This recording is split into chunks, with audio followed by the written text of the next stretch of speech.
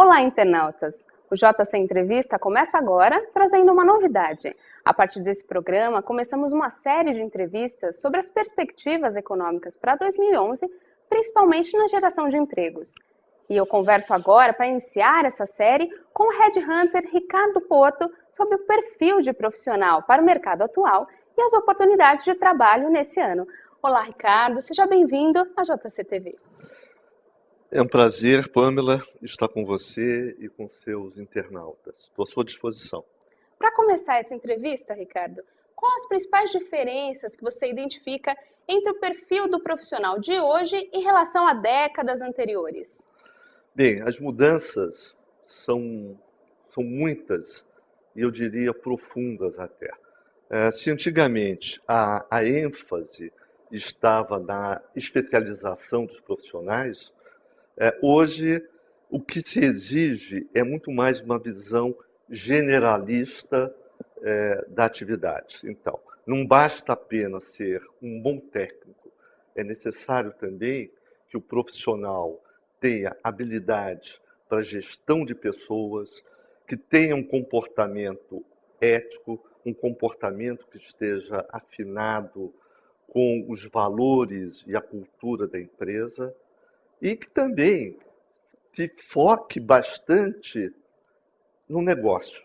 Então, apenas como um exemplo, um gestor de recursos humanos, ele não pode se ater apenas às particularidades da atividade de recursos humanos. É importantíssimo que ele também se preocupe com a característica do negócio daquela empresa. Isso é uma grande diferença. Coisa que antigamente, Pamela, não era tão importante, mas hoje é fundamental. Aspectos ligados à liderança, o trato com as pessoas, com os subordinados, com os colegas, com os pares, supervisores, com o cliente. A ênfase no relacionamento hoje nunca foi tão importante. E esse perfil de profissional, Ricardo, mudou principalmente porque o mercado também mudou. Claro, na verdade, o movimento ele acontece de uma forma concatenada, simultânea, né? As empresas começam a sentir a necessidade e o mercado tenta se adequar, os profissionais tentam seguir a tendência. E isso é muito importante, acho que a sua pergunta é muito boa, porque o profissional tem que estar atento a esse movimento que o mercado indica. Ou seja, ele tem que se qualificar. Não basta esperar que as coisas aconteçam. Não. A carreira é uma responsabilidade do profissional, não da empresa. É claro que muitas empresas procuram suprir necessidades do profissional, mas essa não é o papel fundamental da empresa. Cabe ao profissional tomar a carreira nas mãos, estudar, se preparar, se qualificar. Responsabilidade do profissional. Eu estou enfatizando porque eu acho isso importantíssimo. A qualificação é, de fato, um fator primordial para o candidato, para o profissional se destacar no mercado atual. Mas o que ele deve priorizar na hora de decidir potencializar a formação, potencializar a carreira?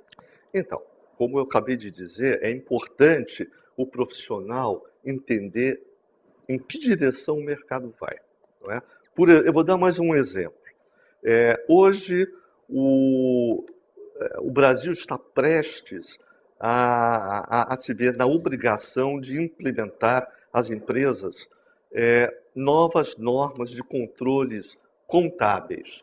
Isso é uma imposição que vem de fora, porque na medida em que o mercado, a economia, ela está extremamente globalizada, então o que acontece? Certas necessidades, certas qualificações vêm de fora.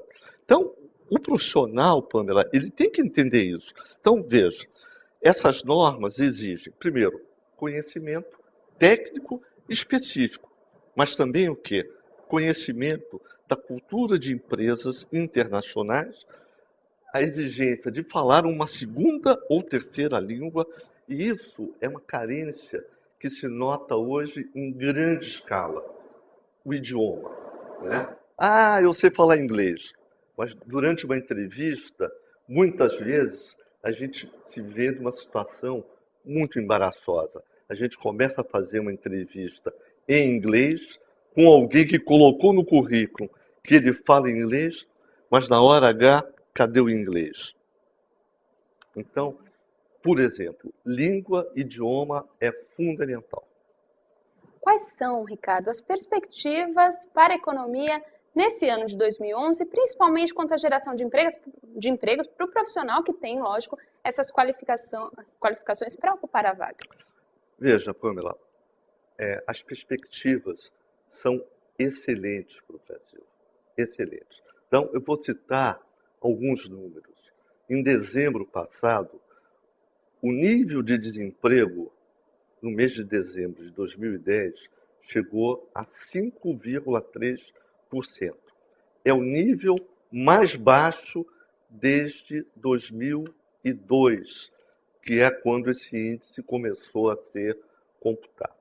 Então, o que se espera é que essa tendência de uma economia superaquecida, e eu diria até muito próxima do pleno emprego em alguns segmentos, ela perdure durante todo o ano de 2011 e até além.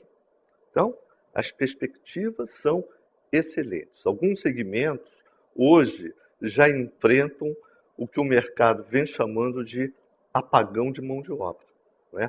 E, na verdade, esse apagão de mão de obra não é apenas uma questão quantitativa, ou seja, uma oferta maior do que na verdade, eu estou trocando. Uma demanda maior do que uma oferta de profissionais qualificados. É também uma questão qualitativa, que nos remete, mais uma vez, à questão da qualificação. Então, para resumir, perspectivas excelentes para 2011, 2012 e para os próximos anos, porque há muitos eventos importantes que vêm por aí. Por exemplo, a Copa do Mundo, as Olimpíadas, grandes obras de infraestrutura, seja urbana, questão do pré-sal, enfim, trem-bala. Então, tem aí um universo, um mercado franco, em expansão por muitos e muitos anos. Mas não se esqueça que é necessário também se qualificar. As expectativas são animadoras. Extremamente, Pamela. O que o candidato deve avaliar nas empresas para as quais ele pretende se candidatar? Bem, eu diria, hoje o profissional está numa situação muito favorável. Como a demanda é muito grande, ele pode se dar o luxo de escolher. Então, ele deve procurar, eu diria, primeiramente, empresas que têm os mesmos valores, coisas que até há pouco tempo atrás era relegado a um segundo plano. Eu penso que hoje esse quesito assumiu uma importância fundamental. É uma empresa séria, é uma empresa que atua de uma forma idônea, ética, professa os meus valores enquanto profissional. Como é o ambiente profissional? Qual é a cultura dessa empresa? Com quem eu vou trabalhar? Quais são as possibilidades de carreira? Quais são as oportunidades de crescimento, de qualificação, de treinamento? Salário também. Mas vejam bem, eu estou colocando salário não no primeiro item da minha listinha aqui hipotética. Eu estou colocando salário no meio de outros quesitos. Porque salário é importante, mas não é tudo. Às vezes a gente tem um salário excepcional, mas tem um chefe horroroso. Então, fique adiante. Para encerrar essa conversa, Ricardo, vou partir de um exemplo prático. Vamos supor que um empregado ele tenha qualificação profissional, ele se dê bem com os colegas, ele realize o trabalho da melhor forma possível e esteja sempre em busca de aperfeiçoamento. Ele é considerado, pode ser considerado um talento. Como a empresa pode reter esse talento? Basicamente, da mesma forma que ela tenta contratar os talentos, ou seja, oferecendo um ambiente de trabalho que seja confortável, que seja ético, os valores que sejam valores factíveis, né? Nada que seja um absurdo, não. Estamos falando de valores de questões éticas, oportunidades de crescimento, uma remuneração que privilegie também a meritocracia. Enfim, eu estou falando de aspectos bastante simples, eu diria até, bastante objetivos. Coisas, aprendizado, enfim. Basicamente, são os mesmos quesitos que toda empresa deveria seguir, Pamela, para conquistar bons talentos.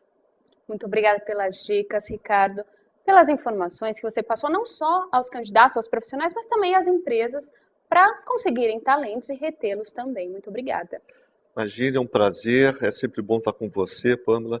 Não é a primeira vez e eu espero que não seja a última. Com certeza, eu também aguardo você mais vezes aqui no JC Entrevista. Muito obrigado.